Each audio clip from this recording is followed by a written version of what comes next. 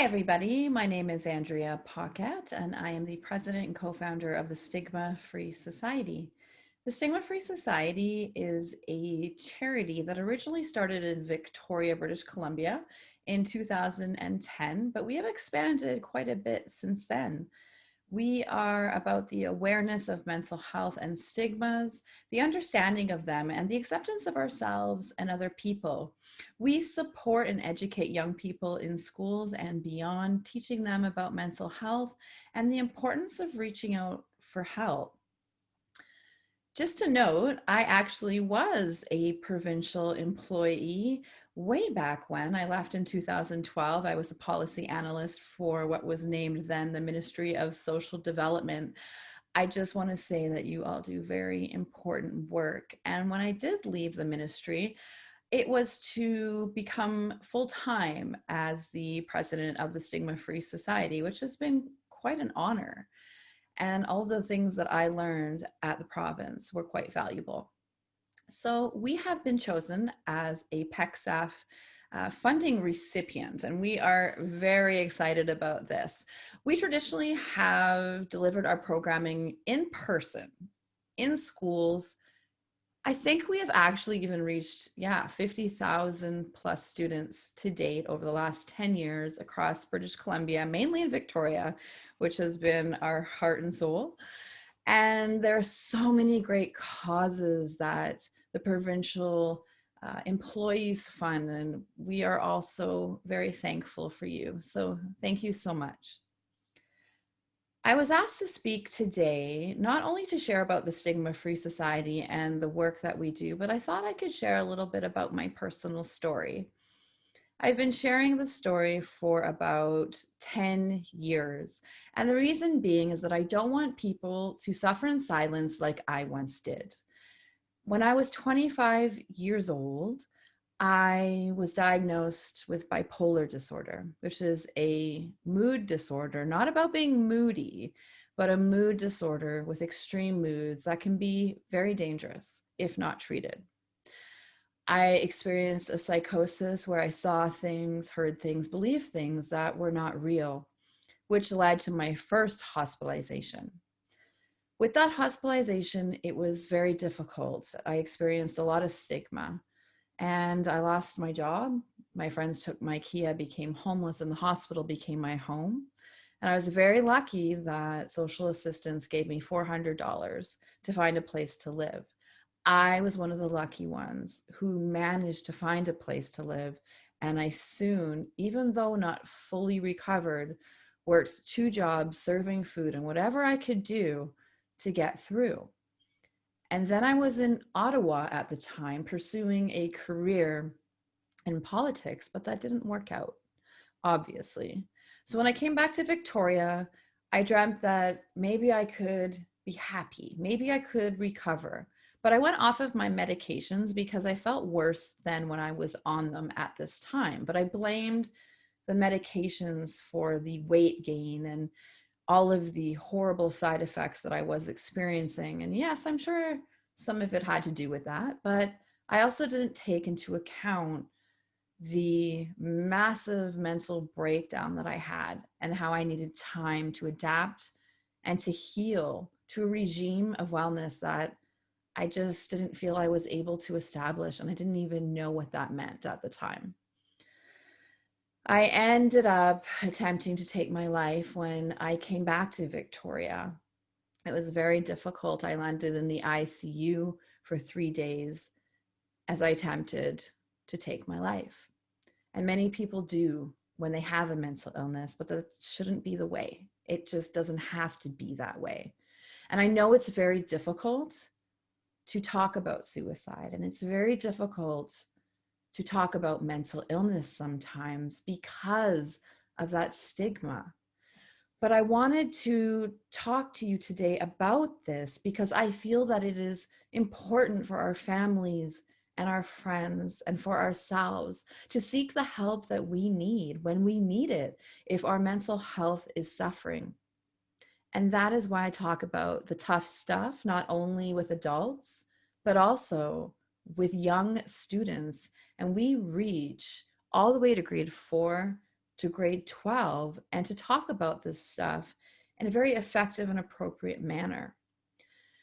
I was very lucky that I survived. I went to Korea soon after my second hospitalization in 2005, and I taught English. I healed. I took 2 years away from Canada. I felt like I just really, really needed some time. And when I came back with a vengeance. And I decided that I really wanted to live a happy life. I took some workshops and seminars. And at the end of one of the seminar weekends, the facilitator asked me to come to the front in front of 500 people. And I did just that. And he said, "What did you get out of this weekend?" And I looked around and I was petrified. And I said, "Hi, everybody," in front of 500 people. "My name is Andrea, and I have bipolar disorder. But I'm not bipolar disorder. I have a mental illness, but I'm not defined by that illness, and I can live an amazing life." It was in that moment that the self-stigma shattered, and I was able to understand that mental illness didn't have to hold me back, and I didn't have to be ashamed. So this led to the Bipolar Babe brand, where I created a t-shirt that read, "Bipolar Babe Stomping Out Stigma." Oh, you can see the little superhero up there. That is my genesis personally when it comes to starting a career in this beautiful charity.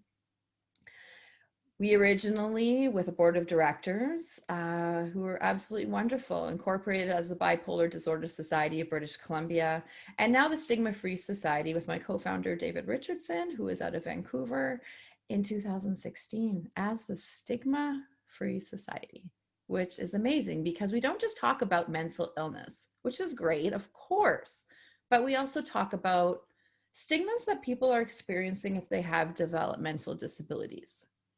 What kind of stigma are people experiencing if they have addictions issues or perhaps racism?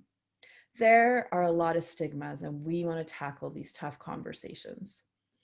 So I just thought that I could reach out to you today with some tangible ideas around how we could take care of our mental health. And so I'm going to share a little bit of a PowerPoint talking about how do I take care of my mental health. And with this, I hope you can have some takeaways about how you can stay well with your own mental wellness. So one of the things I truly always share with people is that nutrition is imperative, not just for your body, but for your brain. And I know it's completely difficult to do this, but if we are constantly going to 6 cups of coffee in a day, or the youth, so many of them drink these monster drinks and caffeine, your brain is going to feel it. I'm not saying to be perfect all the time with our nutrition. That's impossible. But we need some balance in our lives.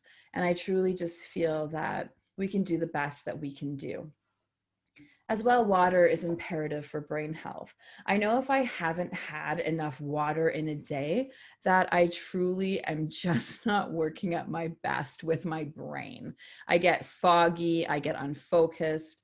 With water, there's a great debate. Some say 8 or more cups a day. I just say, make sure you're hydrated. Make sure that you are getting the right amount of water for you. I do drink. I aim for 8 cups or more a day. Tracking it on my phone, it's a good way to do it. But you need your water. Your brain health and your body also depends on it. Sleep is very important as well.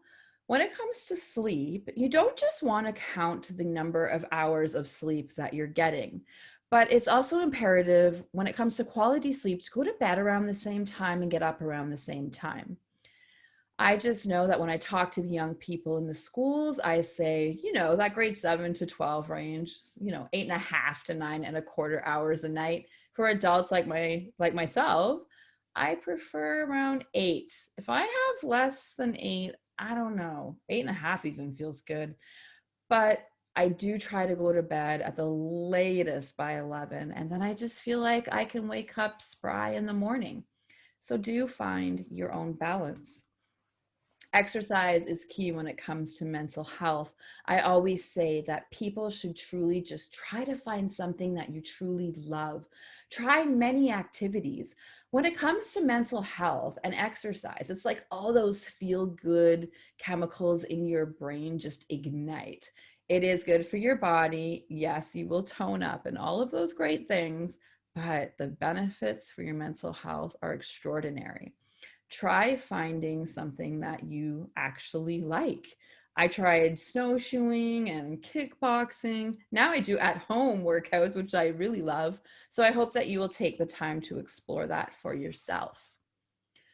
Calming activities. I always find that going out for a walk by myself or with my partner or with my dog or any combination of thereof, I just find that it can be really therapeutic. Whether that could be taking a bath for somebody. Yes, that self-care stereotype, but you know what? Sometimes that is exactly what somebody may need.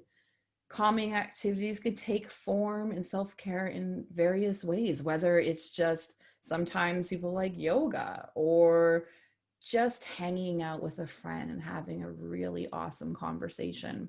That can be very therapeutic as well. I talk about medication not to promote or discourage. It's really not about that. I talk about it because when I was diagnosed with bipolar disorder, I went off of my meds. I felt absolutely like, it was horrible and it was never going to get better. Eventually, I went on another med regime, but it really wasn't all about the meds. It was about the combination of therapies and getting talk therapy and cognitive behavioral therapy, which means replacing those negative thoughts with ones that are more feasible and realistic and positive. With all of these things taken into consideration, I was still ashamed. I was ashamed, thinking I was weak. People did actually judge me a lot of the time. So when my dad had his heart attack and he had to take cardiovascular medication to prevent that from ever happening again, I decided I'm taking my medication because I don't want to have another breakdown. A mental breakdown is not where I want to be. And if this is working for me, I thought, why not give it a shot? And many years later, it actually does help. I just say, you know, really just respect and support people in the decisions that they make for themselves. And with taking medication, nobody should feel ashamed and nobody should ever feel stigmatized. I just want to quickly go over 10 tips for managing your mental health. Number one, I feel it is imperative that we connect with other people. I know some of us are introverts. I do get that, especially during COVID-19. Some people have told me they feel more comfortable this way. However, we don't want to isolate ourselves. I don't know. I just think humans are really social beings. So connecting with other people, I feel, is a really good thing. Number two, taking time to enjoy your life through the things that I just mentioned, self-care, doing activities, whether you like exercise, being with people, enjoy your life. Number three, taking care of yourself. And yes, calming activities or however that looks like for you. Taking care of yourself is imperative. As for instance, taking a shower every day and just trying to take care of hygiene. For young people, that can be very difficult, or even for older people. I know that when I was depressed, taking a shower felt like climbing a mountain. But when I did, I actually felt a lot better about myself. Number four, challenge yourself daily. I always find if I have a challenge that I need to tackle during the day, even something small like setting 3 little goals for myself, making a phone call even, if they have to be small goals during the day, then that is totally okay. But I find challenging ourselves daily is really healthy. Number five, dealing with stress. Just try to ponder what stresses you out and how do you deal with it? Instead of thinking about it, really just put it into action. I feel like I've identified my stressors and I know how they make me feel. And now I know, instead of reacting in the moment, what I'm going to do when they happen. Number 6, rest and refresh. As I said before, sleep is very important. Refresh, rest, and please know that for me, rest is the most important thing for mental health. Number 7, practicing mindfulness. Yes, I understand that there are going to be things that happen in 3 months from now. And there were things that also happened 3 months ago. However, we can't control those things. And the best that we can do is in the moment. I don't want to be cheesy and be like, live in the moment, but really, I think we have to. Being mindful and just being in the present will help us feel more at ease rather than worrying about what's happened or what's to come. Number 8, participating and sharing interests. So I always say this is a lot of fun. If you're going to do a sport or something you love, why not bring somebody along that you care about? Participating and sharing interests, I just find can make things a lot more fun. Number 9, your doctor and medical team. If you have been diagnosed with a mental illness or feel like you may be experiencing a mental health issue, I always encourage people to talk to a doctor and work with their medical team as they need the help. I once had a psychiatric nurse who provided counseling. Someone else who was part of a medical team who helped me grocery shop, a psychiatrist, a general practitioner. There are so many people that I engaged in my life, and I just knew that I really needed them to stay well. Number 10, asking for help. We need to ensure that people do not suffer in silence. And I truly feel that it's up to every one of us to make sure that people get the help that they need. Thank you so much for listening to my talk today. It was very special for me to talk to provincial employees in the government, as I used to be one. And I want to thank all of you for your support. Many of you donated to our charity and to so many other causes. And for that, I am very grateful. Please contact me and the Society at any time. Our website is stigmafreesociety.com. There's a contact tab that goes to me and my staff. Please connect us with your school or a school district, a business organization, anybody who would be interested in our stigma-free education, which has not stopped because of COVID-19, but has expanded our horizons, and we've created opportunity to reinvent and adapt in the face of a pandemic. And it is so hard for so many of us right now. Mental health issues are at the forefront, especially for our young people. So thank you very much for caring and for donating to our charity. I always say time and time again that I truly feel that no matter what our challenges, we can all live extraordinary lives. And please, live your extraordinary life for whatever that looks like. Take care.